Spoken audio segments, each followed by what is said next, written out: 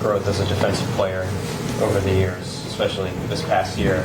Career high 8 steals tonight. I guess just what were you seeing out there? What was allowing you to have such an impact on that anymore?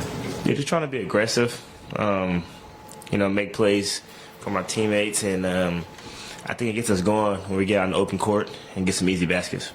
Nick was just talking about how he's sort of been able to rebuild the way you guys defend, in part because of the playmaking you have. I guess when did you realize that might be this big of an asset for you guys? A little bit last year, towards the end, I was getting a lot of steals. This kind of how I played in high school. I was able to get in the pass lane, get steals, get some on ball steals and blocks, little strip steals or blocks, whatever they call them. But yeah, I just wanted to be aggressive. I just wanted to make an impact on the defensive end. I feel like I've done that this year.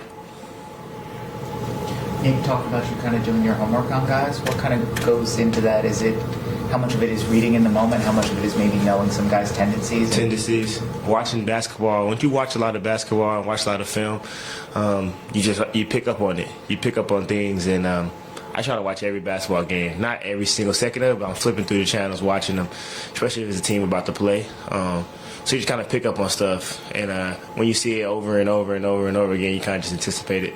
And then knowing plays, knowing what guys run, what teams run. So.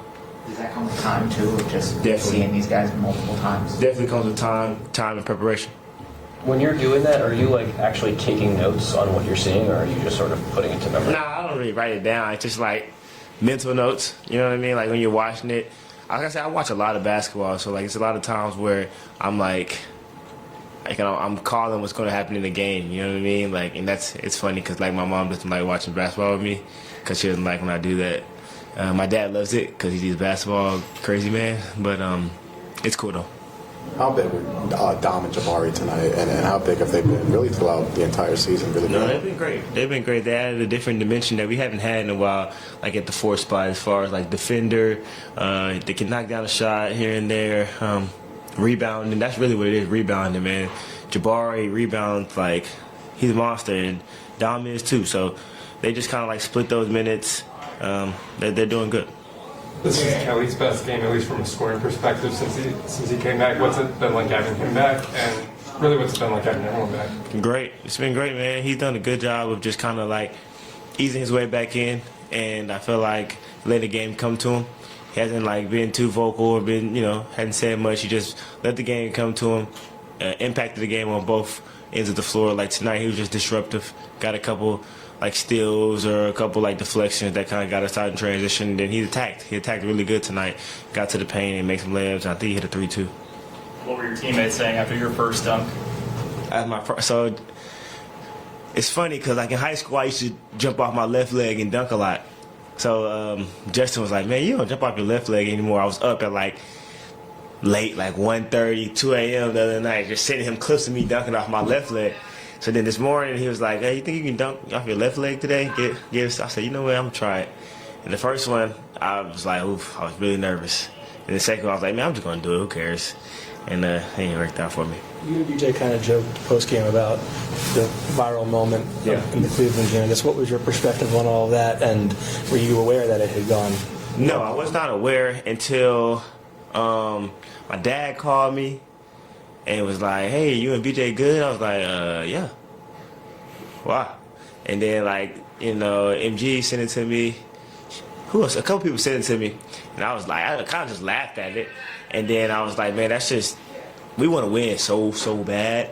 We talked about the scenario of, just not leaving Donovan Mitchell. And, of course, I felt I could, hey, listen, I let Porter, I'm going under all of it. And I'll catch him on the other side, and if he hits a shot, then he makes a shot. You know what I'm saying? That's kind of how it is. I didn't want him to leave Donovan Mitchell. And I just told him, man, in certain scenarios where certain principles go out the window, this dude's really good. And he had 35 on us last night.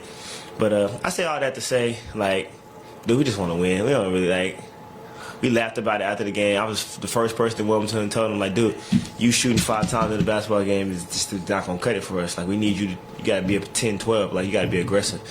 So, man, that's my dog. That's my little brother. So congrats for the first time being the All-Star starter, and after the first time being All-Star starter, did Joel or Paul say anything or like give you any advice for that? Yeah, they definitely gave me congrats, and I appreciate them for that. Joel's advice was to go out there and start fast. He just wants me to go out there and start fast and have fun and play the right way, and that's really it.